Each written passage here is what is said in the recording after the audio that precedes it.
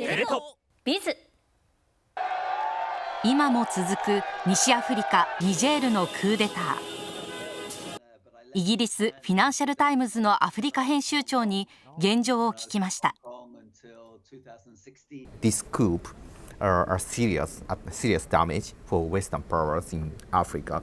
Well, this is the latest of several coups in the Sahel. As you say, this has been called the coup belt. But I think this was seen as some of the regional countries have said, a coup too far. Niger, unlike Mali, Burkina Faso, and Guinea before it, was seen as very friendly to the West. There are French and American and German bases in Niger. Niger was seen as a democracy and a country that had that was prepared to help the West in what the West sees as a fight against a spreading jihadi threat in the Sahel. So Niger was not just seen as another country, it was seen as very much a close Western ally. And this is why I think that the sudden change of government in Niger, which is now being run by generals, is being taken so seriously. What kind of operation does the Wagner Group have on the ground in neighboring countries of Niger? Well, there are two parts of that question. The first is Wagner has been contracted by the government in Mali to help, and it's to help fight an insurgency in Mali, where insurgents have taken over huge parts of the country. Wagner is also deeply embedded in the Central African Republic, where the president relies on Wagner protection, and some people say Wagner runs gold mines, and in a sense, the Central African Republic has become a kind of client state of Wagner. I think one needs to be careful in saying that Wagner provoked this coup in Niger. I see no evidence for that at all. I think this coup really came about because of very internal issues about who was being promoted and who was being sacked within the armed forces and the presidential guard particularly, and the relationship between the current president Mohamed Bazoum and his predecessor Mahamadou Issoufou. Bazoum, I think, trying to establish himself as the democratic president, and therefore trying to establish his control over various personnel within the armed forces. And that is what really led to this coup, I think. Now, we have seen Russian flags and we have seen chanting in the streets, pro-Russian chanting. But to say that Wagner or Russia provoked this coup, I think is quite wrong. I think there will be some attempt to make some propagandistic, opportunistic mileage out of this coup by Russia and by Wagner. But I do not think they were involved in the planning of the coup, or at least I see no evidence right now for that. Wagner, the founder of Wagner, so Evgeny Prigozhin, posted his message for Niger. Well, I think this is part of Russia's and particularly Wagner's propagandistic techniques. They have been very successful at taking advantage of real criticism within the region, for example, of France, the former colonial power, and real discontent within the region with governments, democratic or otherwise. The countries in the Sahel are extremely poor. Governments offer very little service. Niger is the poorest country in the world by many measures.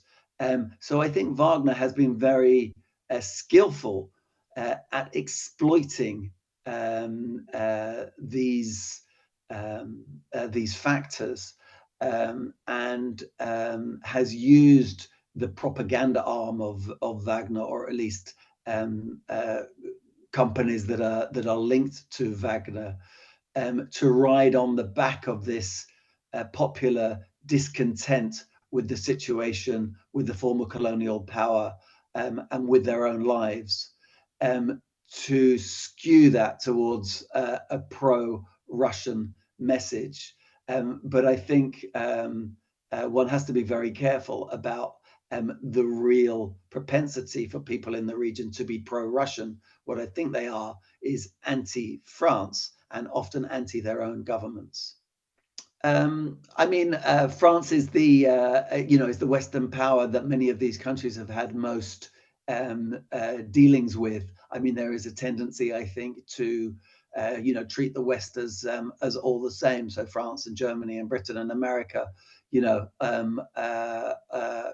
considered all the same, when in fact they may have somewhat different agendas and interests.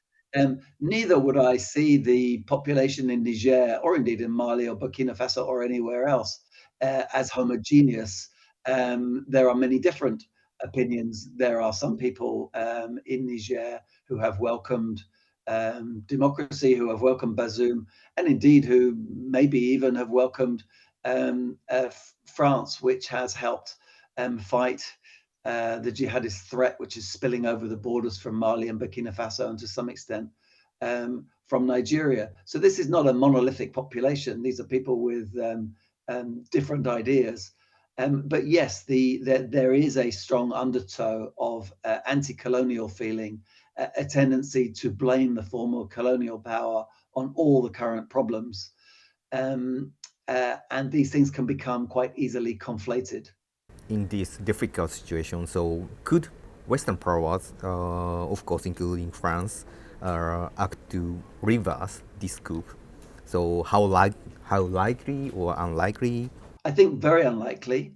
I think you will not see France and the US taking the lead in this. The bloc that is taking the lead in this is ECOWAS, which is led by Nigeria, the big regional power. And if any country takes the lead in trying to reverse the coup, it will be Nigeria and ECOWAS. And as you know, they have given the coup leaders 7 days, a deadline that has now passed, to reverse the coup. And if not, they have threatened the potential use of force to reverse the coup.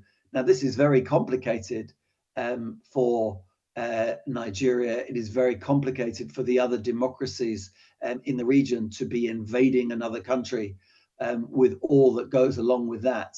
But I think one thing that you can be sure of, whatever happens, France and the US will not want to be seen as leading the charge, because that is precisely the kind of action that has led to these waves of anti-French and to some extent anti-Western sentiment across the Sahel. So they will be very much behind the scenes in any action that may or may not take place.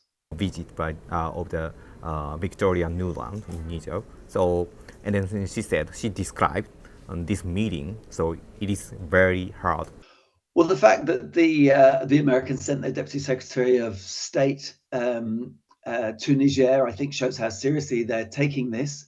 But she gave a quite honest assessment. She did not gain access to the leader of the coup, Omar Chiani, the former head of the Presidential Guard.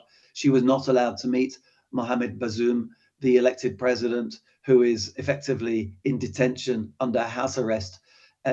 Unlike previous mediators in the country in the last few days, some of whom have had meetings with Chiani, some of whom have met Bazoum, she was not allowed to, nor were Nigerian negotiators who came at the end of last week. So the coup leaders, particularly Omar Chiani, is certainly playing hardball, not even allowing representatives of Washington a meeting. So you can see that this is a tough situation, a standoff, and it's not clear what can break this logjam. How much concern, how serious is there regarding whether the Niger chooses to side with Russian side? If you look at a map, Niger is a huge country, about twice the size of France. It borders on 7 other countries. it was considered by many in the West as the last ally, or some people say the last domino in the Sahel. It has now fallen, and you now have a stretch of countries that goes something like 2,500 miles, something of that order, from the west coast of Africa all the way to the eastern seaboard in Sudan, where you have military governments in charge. Many of those governments are facing serious insurgencies from groups that are affiliated with the likes of Al Qaeda or ISIS, and they have struggled either in alliance with the West previously or now in alliance with Wagner to fight these insurgencies and to fend them off.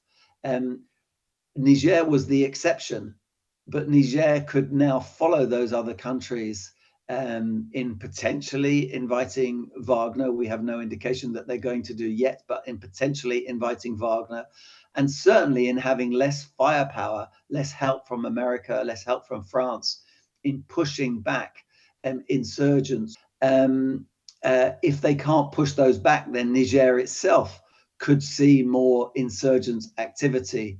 And therefore you'd have this whole belt which is in turmoil. And that is why I think so many countries are taking what is in effect just another coup in Africa so seriously, because it's actually not just another coup in Africa. This is a very serious domino to fall.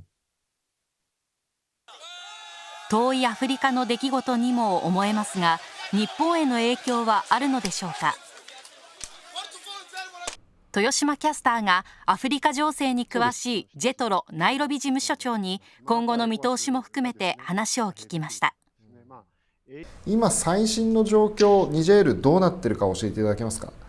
そうですね、7月の26日にいわゆるですね、軍の一部の兵士が、バズム大統領を拘束したということが発表されてですね、大統領のチアニさんというですね、大統領警護隊司令官がそこの議長に就任していると、暫定議長ですね、そういう状況になってまして、今ですね、国内全土で夜間外出禁止令が継続されていたりですね、陸路や空路の国境がすべて封鎖されているとかですね、あと、フランス大使館の前とかでですね、一部そのデモが起こっているとかですね、各国、中国もフランスもアメリカもそうですけれども、一部その、各国の国民のですね、退避っていうのが始まっているという状況であります。